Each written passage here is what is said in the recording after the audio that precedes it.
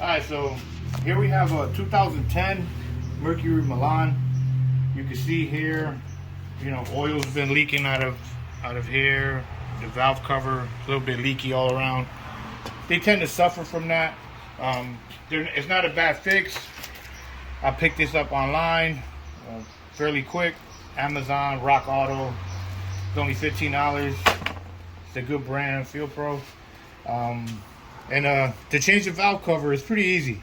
You just have to unplug, press down on the tab, and unplug all the coils. All the coils get unplugged. And this PVC check here too. Then there's a couple in here. Just follow the wire harness. You'll see them. What else? Oh, this one back here. And lift them up from these screws that are in the thing. Just pry them back out. And then the PCV valve, just push on it and it releases. It's like a snap-on. So that's pretty much everything that's connected to that as far as wiring. Then you just gotta loosen them. And it's an 8mm.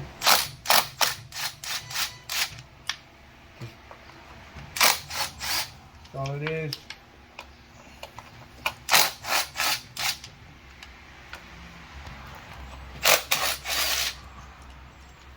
Just grab the bolts so you don't lose them.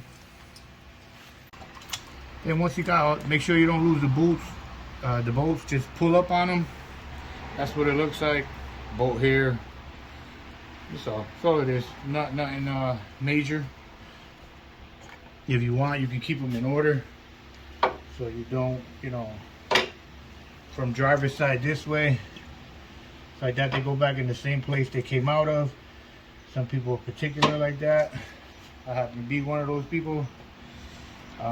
That's pretty much it. Then you just have this one connector here. Alright, so then you have this cable in the middle of the valve cover. There's two clips. There's one that's here on the edge on the same wire, so you need to attach, you know, unattach this one, and then this little cover, just pry on it a little bit, just the rubber boot comes up, but you see there's another clip here, and you just unattach that, and that's it. That's all you gotta do. I just need a screwdriver to do that, small one. So basically these two tabs here, just grab a small screwdriver or even a big one and just push in on them, push in and pull up. That's it.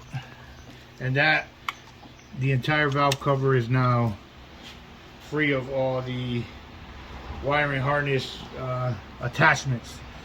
So now you can begin to loosen the other remaining bolts. So you have 1, 2, 3, 4, 5, 6, 7. It's probably like 14 of them. I'll give you an exact count when I get rid of them. But there's nuts here on the edges, and there's 2 bolts on each side. So I don't know if you can see that. See the bolts here. Don't miss this one over here. Don't miss that one either. That one's always a tricky one. But there's some bolts and some nuts. And then don't forget to loosen the middle. All it is a rubber boot, and you can see how it attaches. Just press in on this part, press in on it and pull up, and you're all set.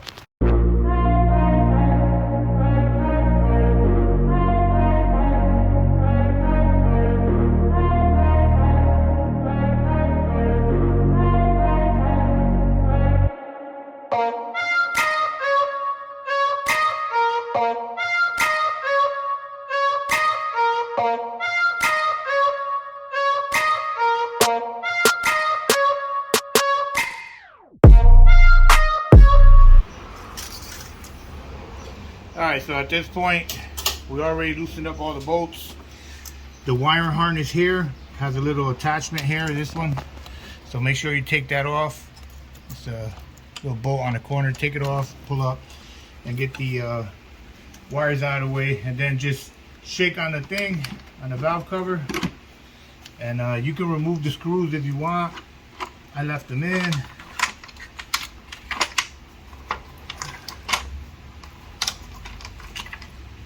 That's how you pull up on it. That's what the valve cover looks like. That's the inside of the engine. Alright guys, so now we removed the valve cover. You can see inside. You can always take a look, make sure there's no metal shavings or anything like that. Timing belt looks good. So grab you a plastic scraper. These are cheap at Harbor Freight. The gasket that was on there didn't use silicone, so it's pretty much clean. If you can see, just some residue and rust here in the corners by the timing chain. They did use some RTV. I just scraped it off. See on the corner, you can still see a little bit of it. So just clean that up. Use some brake cleaner. Spray the brake cleaner on the rag, and then wipe it all around. And just place a little bit of silicone or gasket maker on the edges here by the timing cover, and it's pretty much straightforward because this motor is flat. It's not on an angle, so oil won't be flowing to the edges. The only oil movement that you see will be here internally, and a lot of it's spraying inside the timing gears. But usually, like it's a 4-cylinder, it's flat, so the oil pretty much stays inside. It doesn't really run to the edges like a V6 head is like this versus this head being flat. So just put the gasket, your new gasket on. You can put it just dry fit it, or if you want to take the extra measure of it and just put a little bead around of gasket maker, and it'll be pretty much bulletproof at that time for any oil leaks. So that's pretty much it. I'll just clean it up, scrape whatever debris is on. And again, the key to this is wipe it down with brake cleaner, spray brake cleaner on a rag, and then wipe it down clean a couple times. That's it. Alright guys, so here's the valve cover.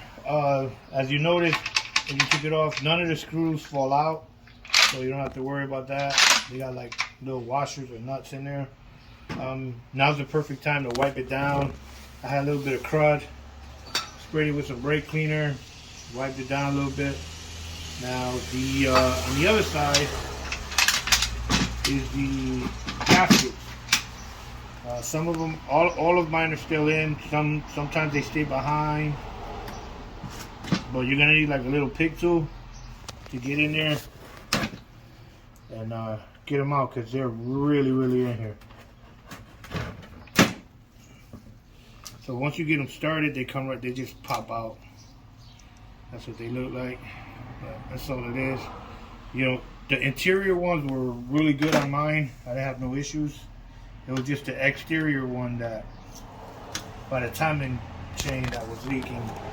So, but once you get them started, you gotta like stab the rubber and pull up on it. So that's why a little pick like this is good instead of a screwdriver, you know, because this is plastic, so you don't want to be prying on it too hard, because if it snaps, if these snap here, anywhere these snap, you're gonna have serious leakage. So you want to try to grab it with the pick like this and actually use the stabbing and pulling up on it, not prying on the walls, because you know the plastic's brittle. But that's what they look like. Pull them out. Then you have the large one. Same idea, just stab it. Once you get it going, pretty much just follow it on down the line. Comes out.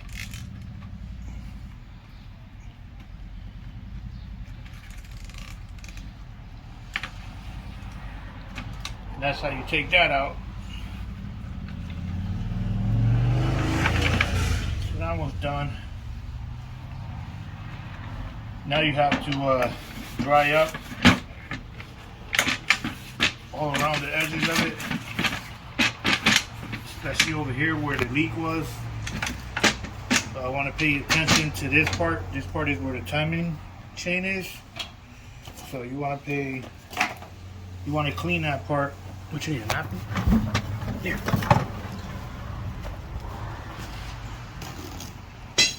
You want to clean this part here, because this is a little bit of silicone here still from the factory. They put a little bit of silicone right above the timing chain on the sides, because that's where most of the oil pressure or oil related events on these little things will happen. So just make sure you put a little bit of gasket sealer in these corners again, and make sure they're clean. I got a little bit of silicone here. So I should use the scraper, the plastic one, but you get the idea. Then just get the oil out of there. You want a little piece of paper in there. Don't have to be perfect. That's it. And then grab the your brake cleaner and spray it in there.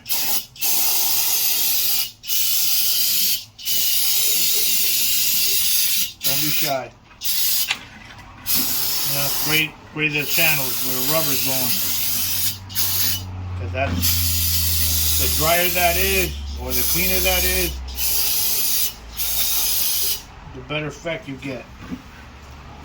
That's all. You know, they don't have to be like, let's say, don't have to be squeaky clean like a surgery, but that'll be clean.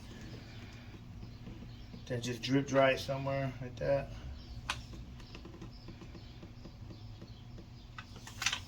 And just wipe it down one more time. Get all the residue out. Let it air dry for a little bit. And then clean up the mating surface while this dries out a little bit. So we'll clean up the mating surface, and then we'll just drop in the gaskets. The gaskets are easy. They have designs. You can see this one has a screw which goes over here. So it's self-explanatory. Just place them with the this side, the lip on the outside, like so. And just press them in. They won't seat all the way down because they're not. This gasket's not designed for that. To seat all the way flush is designed for like pressure. So if your mom, or if you were the kid, if your mom bought you like those little Legos, you'd be able to do this. See, this is the rectangle. So that's it. And just place it in place. Just push on them little by little, you know, go all the way around, make sure it's fully seated. And that's your interior gasket. Then you have your the outer one. Outer one is the same thing. It'll be one side that's very wide, which will be the timing belt side. So just find your get closer for this. These little like little half moons here that are different to the ribs. This is where the screws go, where these openings are. So just find like this area here where these are at, and you'll have 3 here, 1, 2, 3. So you look for the part that has 3, and then that's where it goes. And then you just push them in. Once you get it started, pretty easy. Just push it in all the way to the bottom. And that is the new gasket. Now we'll place it on top, and that's it. Alright, so make sure you put where the timing plate is joins the block. That's the only seam you have in metal. So make sure you put, there will be some sort of metal difference from the block to the timing cover. So make sure that you put some of this in there just to fill that little gap or void or whatever it is you want to call it. But there is I don't know if you can see it back here. The division, well, this is what the silicone is for. You want to put it over that so you don't have a leak. And that's pretty much it. You put some there, and then you put the gasket right on. Okay, so here we go We just placed it back on. Went on pretty easy. Just make sure you rock it back and forth. Make sure you're in. You know, try to start these by hand if you can before you. I mean, like I got a power tool, so you got to make sure you get at least 1 or 2 threads in there. You don't want to strip them. So make sure that you do it by hand. Get a couple of turns in there. You know, turn it and pull up. Make sure you actually threaded it. And that's pretty much it. Especially the ones on the corner here. These little ones. These seem to be the problem ones. Just thread them in. You feel it. So just start in the middle.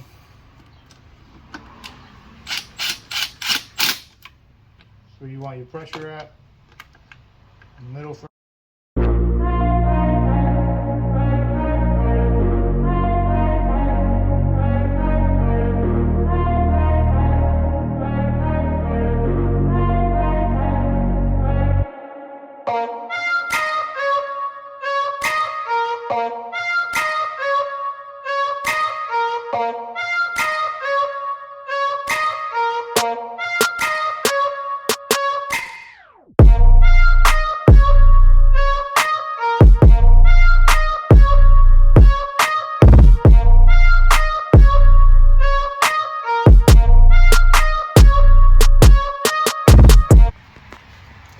That's it. That's your valve cover for you.